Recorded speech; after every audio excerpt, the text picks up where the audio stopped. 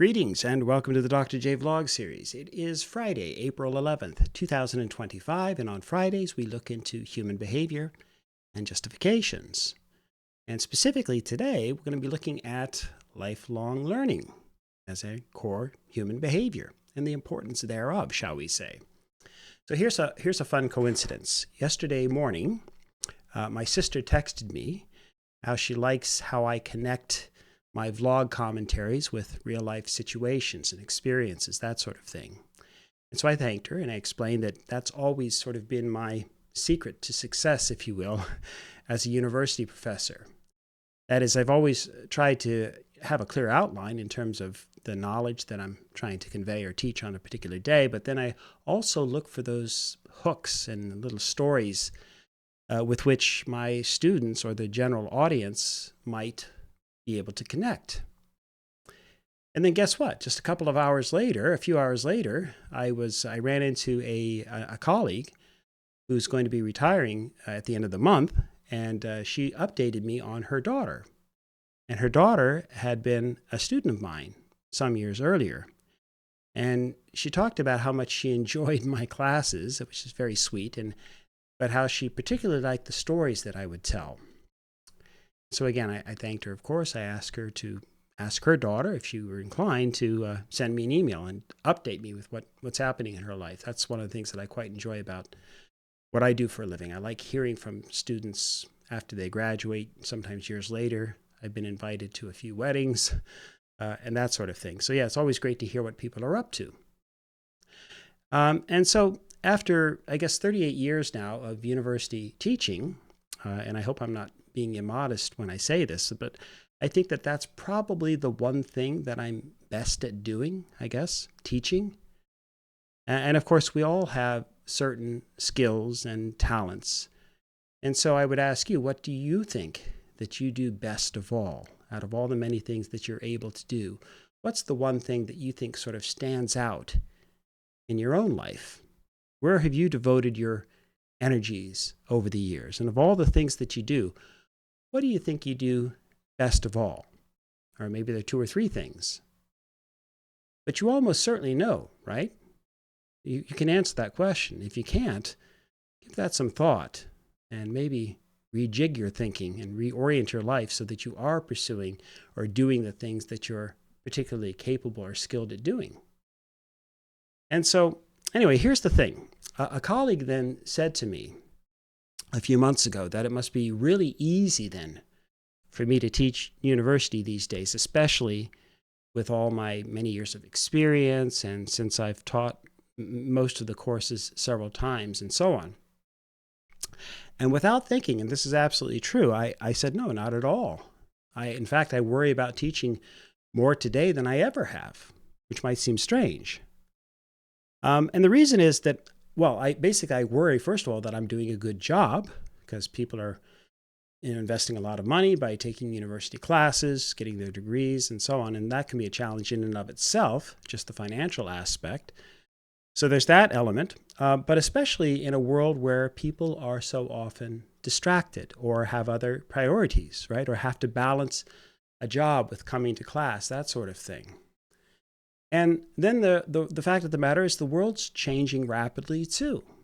And I have to try to keep up, not only with my subject matter, the areas that I'm teaching in, right, the latest research, that sort of thing, but I also have to stay on top of kind of everything else that's going on in the world so that I can draw connections, parallels between what I'm teaching and, again, perhaps some of those real life situations. And then there's this other element that's, I guess, unavoidable in some senses. But every academic year, I used to say, oh, the students, they seem to be getting younger and younger. And my wife pointed out, they're not getting younger, you're just getting older. And indeed, of course, that's true, right? So the cohorts are roughly the same every year. But each year, of course, inevitably, I'm a year older. And the age and the cultural gaps only tend to widen. So, for example, I point out that my hair's thinning in class, and I'll ask a la Prufrock, do I dare to eat a peach? No one knows what the heck I'm talking about when I make that reference. Maybe you don't either. Look it up. But I had really good English literature teachers in high school and then in university as well. So the point is I have to work really hard then to try to bridge those gaps, or I'll be sus, no cap. I mean, who wants to be cringe or chuggy? In all seriousness, as long as I'm in the classroom, I'd still like to be able to teach something that's interesting, that's relevant and useful. And I'd like to be able to impart some wisdom along the way that the students might be able to draw upon in the future. And so that still requires, at least for me, immense preparation. And factor in as well that I'm a tad slower than I used to be. Most important of all, I think, I continue to be a genuine, unabashedly enthusiastic learner myself.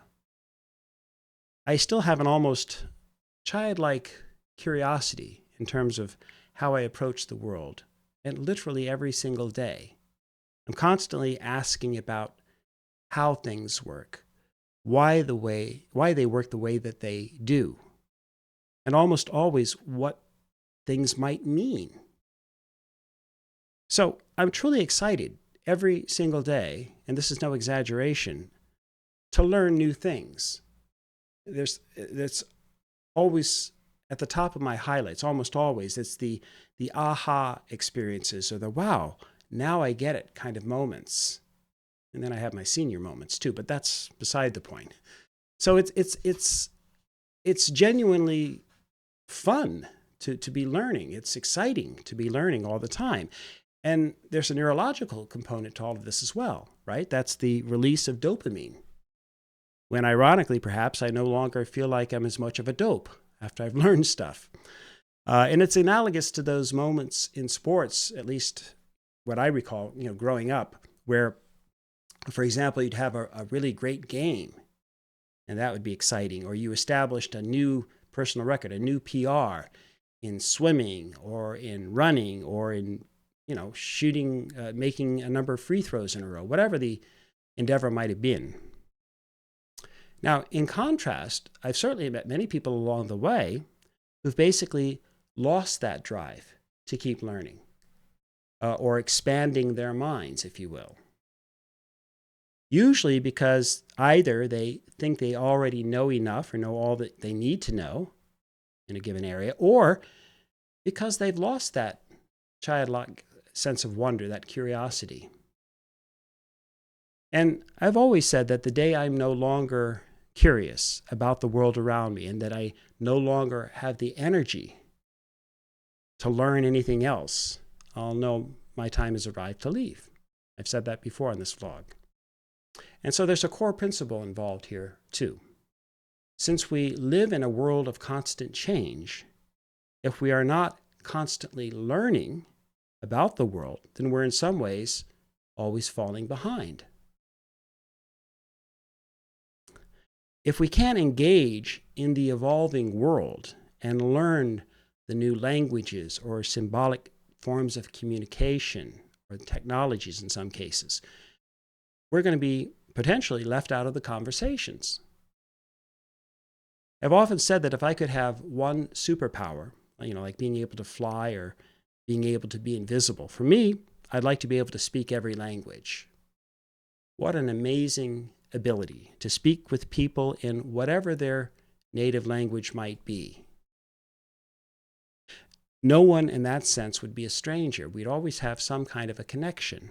And in fact, the one small thing that I often try to do over the many years, I've tried to learn how to say hello or basic greetings in at this point, about 50 different languages. I could do more. I'm still working. I'm still trying to learn new greetings and new languages, that sort of thing. And it's a great deal of fun because what happens invariably when I meet somebody and unexpectedly greet them in their language, I'll often either hear people speaking or I'll meet them, I'll hear an accent, and I'll say, oh, what language do you speak? Sometimes people take offense at that. That's not my intention, but rather they tell me, they're from Korea. They speak Korean, right? Or they speak Mandarin, or they speak Polish, or again, whatever the language might be. Swahili, I've met some people, one of the students in one of my classes, Swahili. So I always say, I either try to greet them in their language, or if I don't know, then I'll say, hey, can you tell me how do you say hello in your language? And then I try to add that to my repertoire. And again, there's a kind of a selfish motive, because whenever that happens, almost always, and again, when people aren't expecting you to speak in their language or to say hello, they'll smile. That's almost like the natural reaction that we have. So, oh, wow, how do you know that? Suddenly you have something in common. And then I'll quickly follow, I don't really speak the language. That's all I know. Or, maybe you can teach me something else. Or I'll learn how to say, thank you, and the goodbyes as well, that sort of thing. Just the basic pleasantries. So it's just a lot of fun, okay? And it's something that I've always done. And that's the broader point then of learning, in my view. It's being able to engage with others directly, or perhaps even more commonly, to engage with their ideas, however they're transmitted. Obviously, in this day and age, oftentimes online, right? We live in a digital age. So every opportunity then to learn, at least potentially, opens up new possibilities, new opportunities, new types of connections. And every day that we do not learn means that we've put a halt on our progress. And how will that help us in a world that's always evolving or changing? And even from a practical standpoint, you have to learn new ideas or skills, systems, and so on to live intentionally and effectively in our worlds, to be able to do the new jobs that are emerging, etc. So, unless we choose to retreat from this world, the old notion of living off of the grid, right? But even then, I'd argue you'd still have to, or at least in my opinion, I'd want to still be learning about nature and the new environment in which I've immersed myself, and all sorts of new things every day in that environment. So the constant learning then contributes to our own sense of awe and wonder, and I think ultimately humility too. Our lives can and should be, I think, filled with wonder, this type of wonder. Yes, there are times in all of our lives, in all of our jobs, in our parenting, and whatever it is that we do, there are times where we have to sort of stand up and say, hey, here's what I know, or I need to share this information or this knowledge that I have because it's important in this particular context. And that said, and obviously I have to do it when I'm teaching a class at the university. But at the same time, what I'm more inspired by is not my own words, the things that I know per se. If that could be helpful to someone, great. And I don't take that for granted at all. But to me, the greater, selfishly, the greater personal reward comes from asking, what don't I know here? Okay? Or what can I learn about this that I might find interesting or might be able to use down the road, etc. And even if I already know something, I know how to do that. Like I'm teaching my statistics courses or things like, I know how to do those things. Well, but it's still cool, even with the stuff that I feel very confident, the stuff that I really know well, it's still kind of cool to be able to learn something new, even in an area I already knew a lot about previously. That makes sense? And it still happens. And it's a lot like learning new things about ourselves, because we can always learn. We know ourselves pretty well. Most of us do, or we're reasonably familiar with ourselves. We spend a lot of time together. But in addition, sometimes we learn new things about ourselves, and that can be really cool, okay? And so that's what, again, learning has so many then benefits, obviously, and I'm just touching on a few. And if that's the case, then I would ask you, well, what's holding you then from a behavioral standpoint? What's keeping you from learning new things? What's holding you back? Taking on new challenges and recreating for yourself in your world a new you, or a new understanding of you and a new understanding of the world around you to some degree each day. I mean, we don't fundamentally abandon all our previous selves and knowledge, etc. No, I'm talking about the little things that we learn, sometimes big things on a given day, that help us to sort of recreate ourselves and rethink about the world in some small ways on a regular basis. And so one of the things, of course, that holds us back is what I call, we all know about this, the procrastination gene. And we just don't get around to it. We're easily distracted. But especially in the digital world in which we spend so much of our time these days, many of us can then readily fall into the trap of endlessly scrolling through different social media apps, or it's like, metaphorically, having a bowl of jelly beans sitting right in front of you at your desk or on the table, and you absentmindedly just keep eating one after another. They taste so good, etc., right? But the point is that it becomes mindless consumption. And that's often what we do with our media and with a lot of our time. We're mindlessly consuming things that aren't really benefiting us to any great degree, okay? Or we're caught in these mindless patterns of behavior that yield very little substantive fruit in return. Now, to be fair, again, I'm not an extremist here, of any kind. It's absolutely necessary at times that we all have some downtime, right? That we just want to sit idly by and relax, or as we say, we chill and just enjoy some jelly beans. But would you really be satisfied just doing that every day?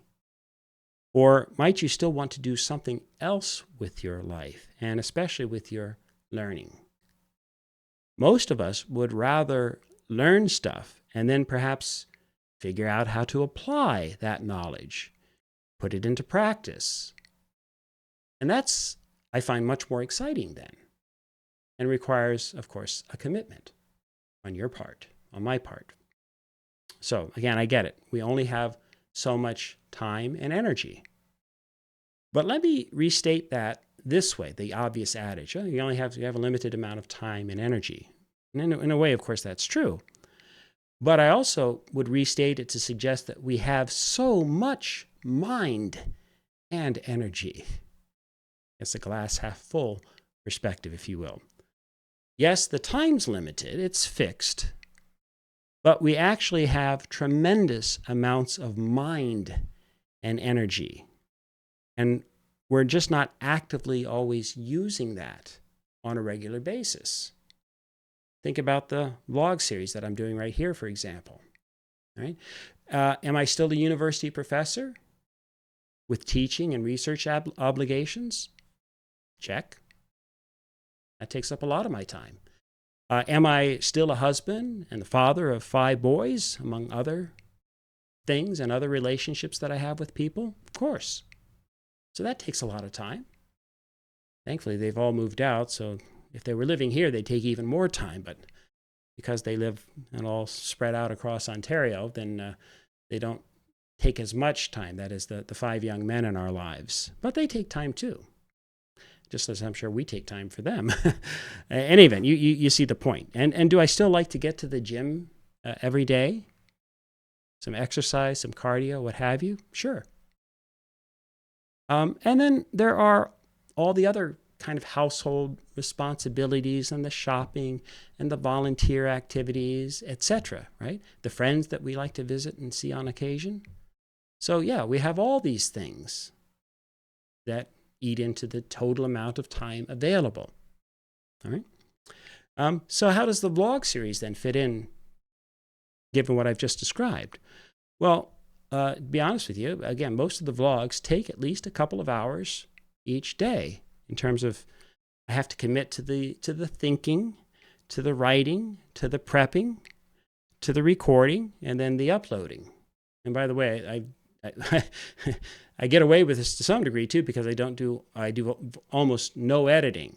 Or if I do need something edited, I call on Kira Patterson, one of my RAs, to help me out a little bit. But yeah, I try to do this stuff in one take, and that's why I've mentioned this before, that's why you see so many mistakes and ums and ahs and, the idiotic things that I say on occasion or what have you, okay? I just don't have time to, as I've said before, I don't have time to live a perfect life and to create perfect videos. I'm not Mr. Beast, And I don't have 383 million viewers, and I don't have $1 million to put into every episode. If I did, well, maybe this would be a little bit better. Anyway, you get the point, all right? But the point is I have that extra time. I've been able to figure out, despite all the other stuff that I've been doing and continue to do, I realized that I had a little bit of extra time that I could use to other effects, okay? I have to be a bit more disciplined. I have to plan more, but it's doable. And I haven't missed a day yet since I started, and the plan is to continue, as many of you know, to put out at least one vlog a day for the entire year. I started to hesitate on that, and I thought maybe I could pull back because, again, limited viewership, etc. But then I thought, no, let's just keep at it, no matter what, okay? And my point is if I can do that, certainly you can find some extra time to set aside for whatever you want to do, whatever you want to learn, whatever you put your mind to, okay? And you have plenty of mind and energy. Should you choose to direct these precious resources of yours to what's really important to you, okay? Even by listening to these vlogs, then you could at least make a case that you're doing something different than what you did previously. This is not nothing. Well, maybe it is to some of you. Don't be rude. But hopefully you're learning something, right? However, subtly at times, perhaps. And perhaps you're starting to change a little bit and to evolve, as am I, by doing this. So we're in this kind of mutual relationship with each other, aren't we? And what I mean by that is that you really do have a capacity then, whether it be obviously not just looking at blog series, but if you wanted to commit yourself, your mind and energy, you could engage in some deep, dedicated learning. It's not too late at all. And so at the core, my advice would be to identify that which you most value, that which you truly love, if you will, and then commit your mental energy and resources to pursuing that passion or passions. And in various forms, commit to learning in that new area.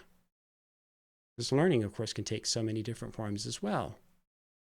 And remember, too, that learning early on, or whenever you start, just like investing early in life financially, yields what economists or the bankers refer to as compound interest.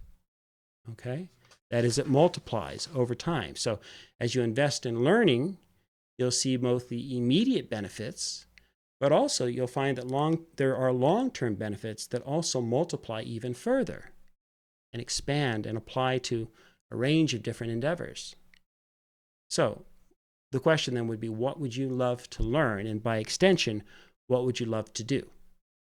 In other words, find that which inspires you, and you'll know that that's something that you truly love. Why? Because you're willing to invest in the doing portion too. Not just saying you'd love it, but the actual doing. If you learn to play the guitar or the piano or some other instrument, my wife's studying violin, she finally said, that's what I would love to do. And so she's been doing it for a couple of years. Then you'll be able to do so much more once you've committed to the learning. But it starts with the commitment and the learning process. I actually had to do more learning myself when I did my debut album, 62 Since 62. I had to practice and learn more about the instruments that I played on the album, more about my singing style, etc., in order to be able to record that album. I had a lot to learn. Still have a lot to learn, of course. If you want to travel the world, for example, then study and learn about the different places before you set off on those travels. If you'd love to speak Spanish or dance the salsa, again, then invest in courses or other mechanisms for learning. And then you'll eventually be able to take advantage of that knowledge and your abilities. And if you think you'd like a university degree, well, then prepare, enroll, set aside some money, etc., and study to earn your bachelor's or beyond. And so on. So just be aware. You don't necessarily then see the results right away. So you have to be patient. And you have to remain consistent and diligent in your commitment. That's the most important aspect. Commit to that journey, not the destination. The destination, whatever that may be, great, but commit to the daily journey of learning. And so again, my advice then in this regard is treat learning and daily learning as vital and as fundamental to your daily routines as consuming food and water and your sleep routines. Figure out what works best for you. Right? We all have different strategies. We have different biorhythms. We have different sleep patterns, etc. So what works best for you? When do you have the energy and the focus to be able to learn most effectively? For me, it's almost always early in the morning. It has been most of my life, really.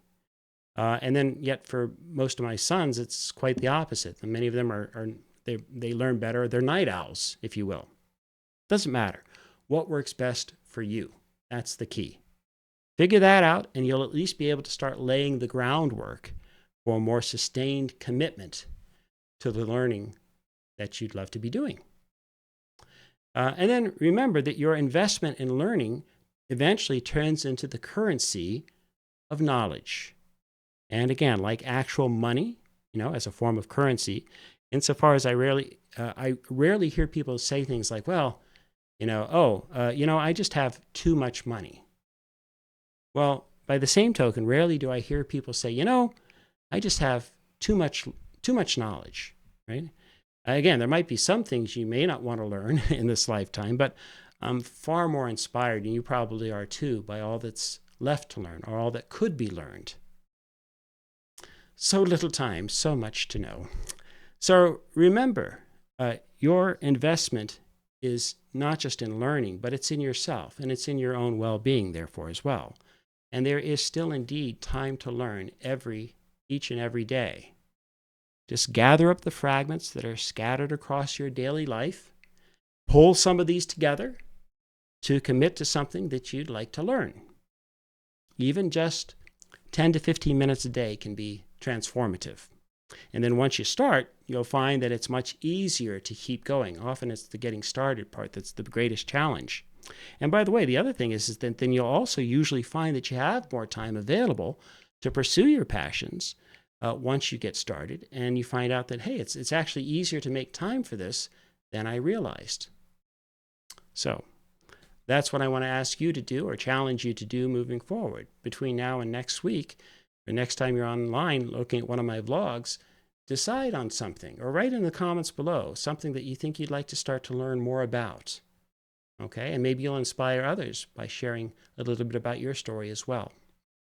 In the meantime, as ever, may you and yours continue to create peace in your lives, nurture love in your hearts, and share hugs in abundance. Oh, and make sure you go out and learn something new today and tomorrow and every day. And we'll see you soon.